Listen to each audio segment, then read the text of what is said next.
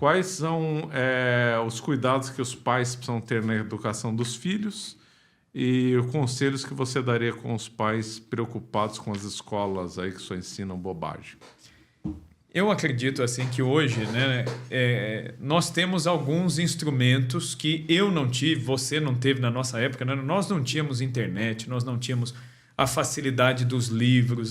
Hoje em dia você pede um bom livro, uma boa bibliografia, 2, 3 dias está na sua casa, assim, o livro é entregue ali, você tem bons canais, bons produtores de conteúdo. Então, eu acho que o primeiro passo para quem é pai é fazer um trabalho em casa de vacinar os próprios filhos.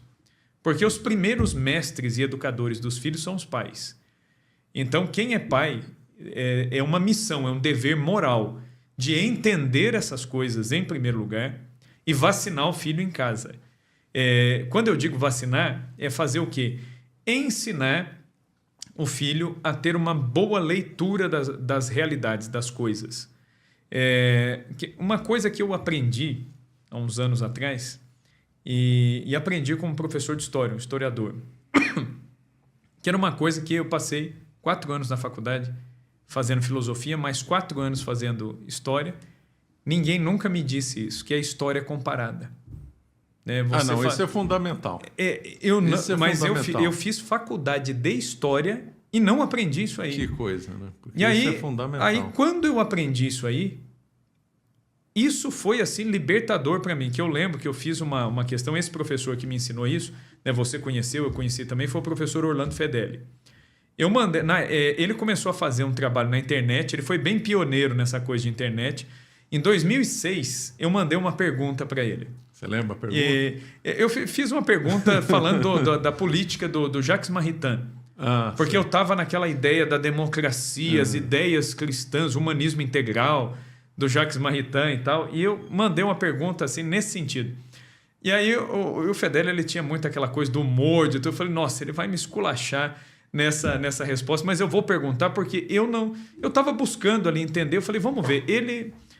E aí ele me mandou uma mensagem, porque você cadastrava um e-mail. Ele falou, me manda um telefone seu que eu vou ligar para você. Eu falei, meu Deus do céu. Falei, será que é ele mesmo, né? E aí ele me telefonou. Nós conversamos, acho que umas 2 horas por telefone. E ele falou, daqui uma semana eu vou aí a Campinas. E ele veio mesmo. Sério? São Paulo a Campinas, foi até lá para conversar comigo. Me levou uma porção de livros lá. Ele falou, você tem que ler isso aqui, isso aqui, isso aqui. E aí ele falou assim, a sua leitura de história está totalmente errada, né?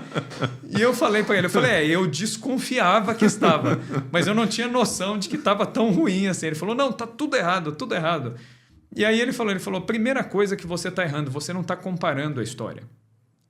Aí ele me propôs uma questão, ele falou assim, você professor de história, se um aluno te questionasse, te dizendo o seguinte, a igreja colaborou com o assassinato de milhões de pessoas, o que você diz? E aí eu dei uma resposta para ele que eu não lembro direito, mas eu escorreguei para cá, para lá, para cá, falei, não falou nada. Aí quando eu acabei de falar, ele disse para mim, ele falou, resumindo o que você falou, qual que é a conclusão? Aí eu fiquei perdido, ele falou, viu, nem você sabe. Ele falou, então você não respondeu nada. Ele falou, você deu volta e não respondeu nada. Eu falei para ele, aqui é difícil, né, professor? É outro contexto.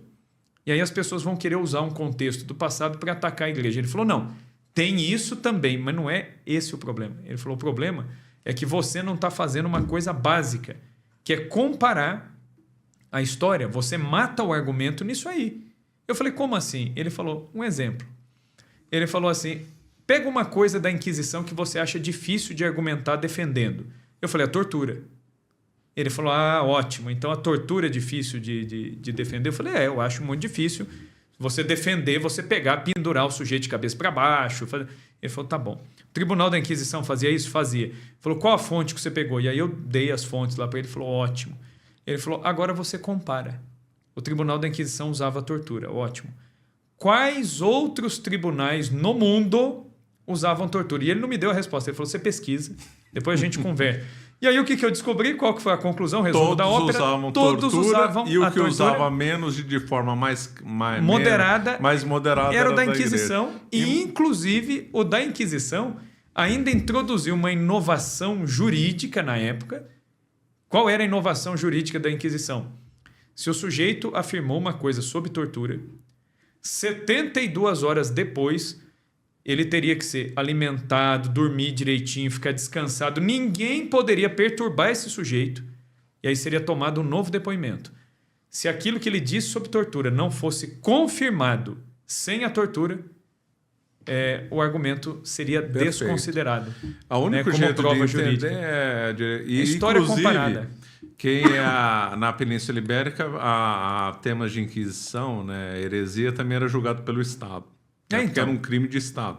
Só que as pessoas preferiam ser julgadas pelo Tribunal da Inquisição Católica, que era melhor, mais humano do que o Tribunal do Estado. Sim, na Espanha o pessoal pedia para ir para o tribunal porque sabia porque era muito melhor. E os dominicanos, eles eram muito criteriosos, né? Eles tinham aquela coisa. E inclusive o Tribunal da Inquisição na Espanha, que é a Inquisição que mais apanha a espanhola. Supostamente seria pior, né? Então, a Inquisição espanhola, né? Ela mais absolveu gente muito mais do que condenou, porque a Inquisição espanhola, ela partia do seguinte princípio.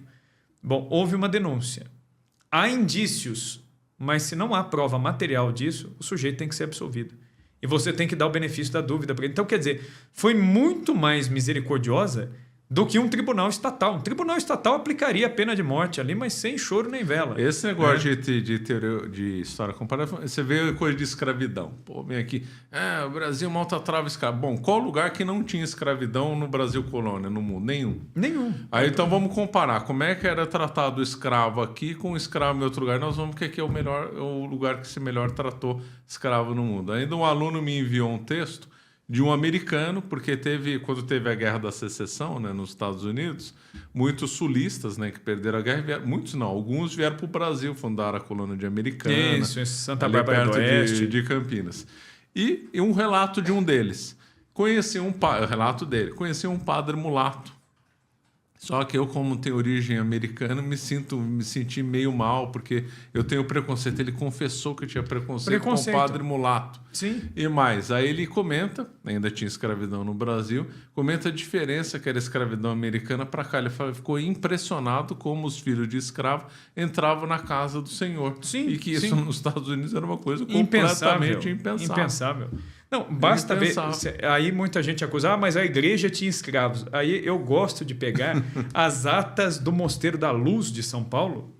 Conta um caso muito interessante. Diz que as freiras estavam arrumando lá, logo depois da morte do Frei Galvão, na festa da Imaculada Conceição, elas penduravam um grande lustre. Então elas montavam o lustre no chão, amarravam numa corda e depois içava o lustre com as velas, né, no meio da igreja. E as irmãs ganharam um menino como escravo, deram um menininho para elas, falaram, é um escravo, não sei o que, está aqui para as senhoras.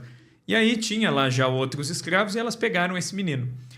E esse menino, ele estava subindo, içando o lustre, e ele se embananou ali, se embaralhou e soltou o lustre, caiu de cristais e tudo mais, e espatifou no chão.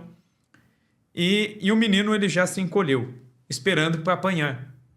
E aí a religiosa que estava com ele falou, não, você ficou assustado, meu bem? Veio lá para ver se ele estava assustado. E aí ela foi lá, abraçou ele, aí ele falou assim, a senhora não vai me bater? Esse relato está nas atas do Mosteiro da Luz. A senhora, ele dizia assim, né? A senhora não vai me bater? Ela disse, mas por que eu vou te bater? Ela falou, eu vi que foi um acidente. Aí esse moleque destampou chorar e não parava de chorar. E ela tentando acalmar, ela falou, mas por que você está chorando? Não aconteceu nada. E ele disse assim, porque eu era acostumado na fazenda onde eu estava, eu apanhava. Mas se a senhora não me bate, aí eu choro. Porque ele se sentia mais culpado ainda, né? Por ter feito alguma coisa que deu um prejuízo e não ter apanhado. Aí quando o pessoal fala dos escravos da igreja, olha o tratamento que eles tinham. Né? Então, quer dizer, é história comparada.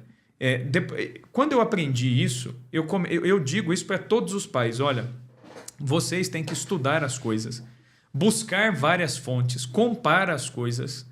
Não fique com a primeira versão que você ouve das coisas e ensine o seu filho. Se o seu filho já sai de casa com essa visão, ele pelo menos ele vai desconfiar daquilo que ele está escutando fora. E depois, outro instrumento que é muito bom hoje em dia é pegar quem realmente fez já esse caminho.